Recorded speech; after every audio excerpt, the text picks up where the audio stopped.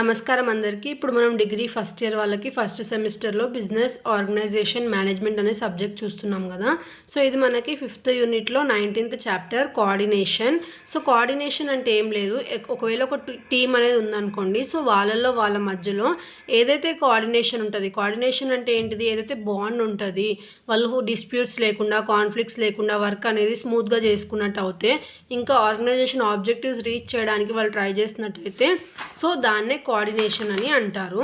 So coordination అంటే యాక్చువల్గా మనకి ఇక్కడ ఎసెన్స్ ఆఫ్ మేనేజ్మెంట్ అనేది ఉంది.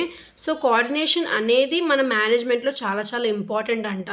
ఎందుకంటే మనుషుల మధ్యలో, ఒక టీం మధ్యలో కోఆర్డినేషన్ లేకపోతే వాళ్ళు ఎంత వర్క్ చేసినా సరే ప్రాఫిట్స్ అనేటివి గెయిన్ చేయలేరు.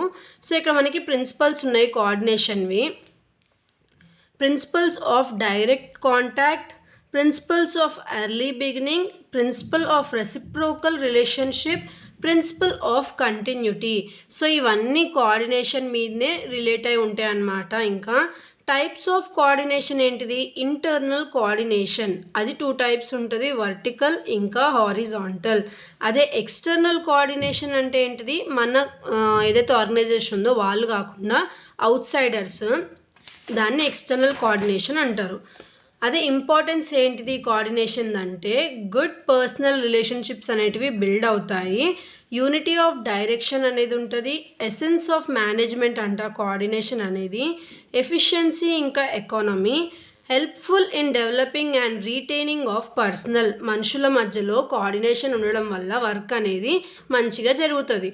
టెక్నిక్స్ ఏంటివి, ఎఫెక్టివ్ కోఆర్డినేషన్ ఉండాలంటే వెల్ డిఫైన్డ్ గోల్స్ అనేటివి ఉండాలి ఆ ఆర్గనైజేషన్కి, ఇంకా సింప్లిఫైడ్ ఆర్గనైజేషన్ ఉండాలి, ప్రాపర్ కమ్యూనికేషన్ ఉండాలి టీం మధ్యలో, ఎఫెక్టివ్ లీడర్షిప్ ఉండాలి, ఇంకా ప్రాపర్ సూపర్విజన్ ఉండాలి, కోఆపరేషన్ ఉండాలి ఎంప్లాయీస్కి వాళ్ళకి.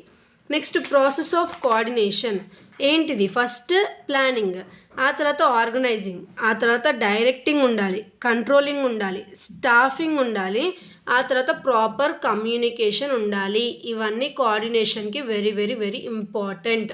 లిమిటేషన్స్ ఏంటివి అంటే, డిసడ్వాంటేజెస్ ఏంటివి కోఆర్డినేషన్వి, ల్యాక్ ఆఫ్ అడ్మినిస్ట్రేటివ్ క్యాపబిలిటీ, అంటే అడ్మినిస్ట్రేటివ్ క్యాపబిలిటీ ఏదైతే ఉందో అది తక్కువ పడుతుంది ఇందులో కోఆర్డినేషన్ వల్ల, diversification in managerial qualities, uncertainties of future, variations in managerial functions, lack of infrastructure facilities, lack of proper development of ideas. So ఇవన్నీ ఉండడం వల్ల దీనికి కోఆర్డినేషన్కి లిమిటేషన్స్ అంటే డిసడ్వాంటేజెస్. ఇది మనకి కోఆర్డినేషన్ అనే టాపిక్. నెక్స్ట్ వీడియోలో ఇంకో టాపిక్ చూద్దాము. Thanks for watching.